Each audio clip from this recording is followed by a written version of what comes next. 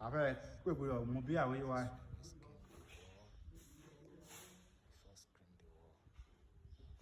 Yeah, and this whereby the gold and the gel on the ceiling for the caracos to go.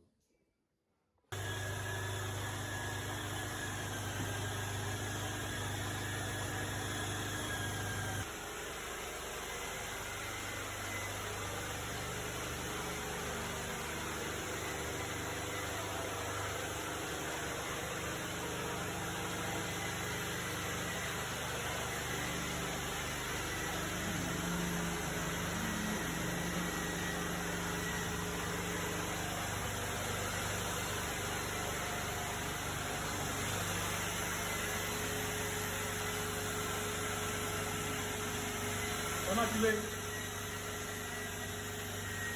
c'est ça